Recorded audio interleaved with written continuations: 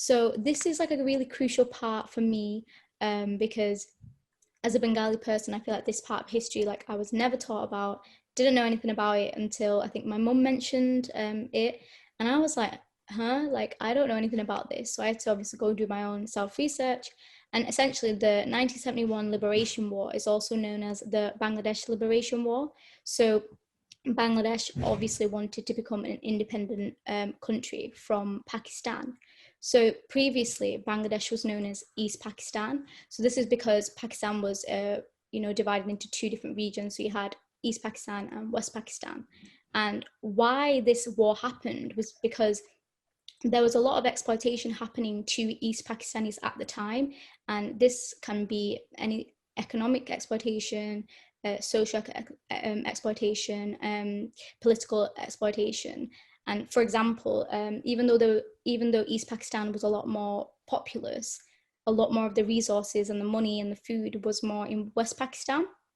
And another example is that Pakistanis, knowing that a lot of Bengalis live in East Pakistan, were forcing the national language to be Urdu, when they know, Bengalis have their own language of Bangla. And this obviously created a lot of riots and protests because a lot of students and older generations and people just weren't happy with the way, Bengalis were being treated in East Pakistan. So obviously on March 1971, this is when the war broke out, and it did last until about December, I think it is.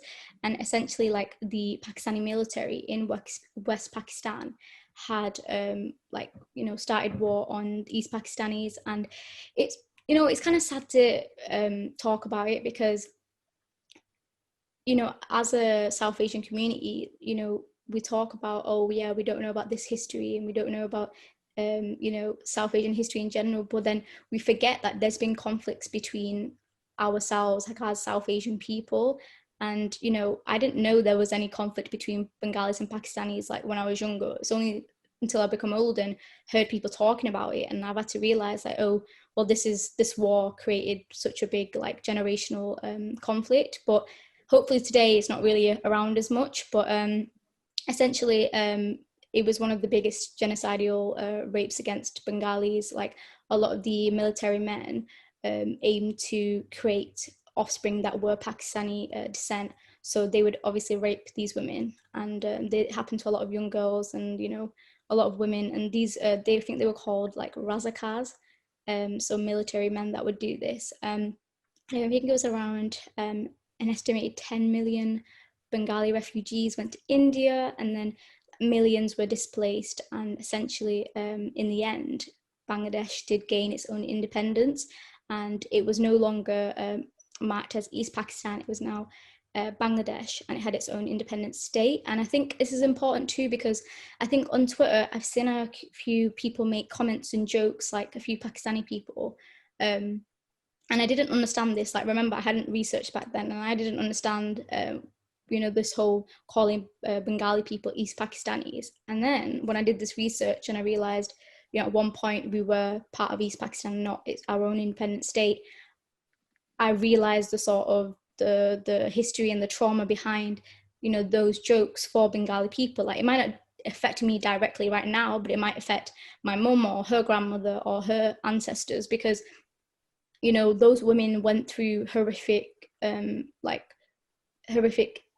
experiences, and like were abused and were exploited for a simple joke to be made about calling Bengalis East Pakistanis. Like, it just, for me, it doesn't make sense anymore, because we're obviously Bengali and we have our own language, we have our own culture, we'll have our own food. So I think it's really great to, commemorate that part of history, because it's nice to know why there has been conflict in the past before. But at the end of the day, like, we're all South Asian, and I don't see any Pakistanis different from Bengalis. So I just think that's like a crucial part of history as a Bengali person that I should know. I totally agree with what you've said, and it comes back to, I think, this idea of the divisions within the South Asian community. It's ironic, isn't it? Because that's what the British did.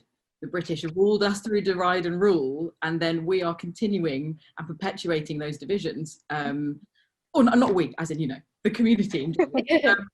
And so I think, I think it's, you're absolutely right, and it's so important that, sort of our generation, I suppose, do as much as we can to bridge those divisions. Because as we've, the whole point of us coming together today is we know that South Asian history and heritage, etc., is underrepresented within Britain, and that's partly because we're not a united voice. We're still so divided, kind of through those historical divisions. So yeah, totally agree with what you said.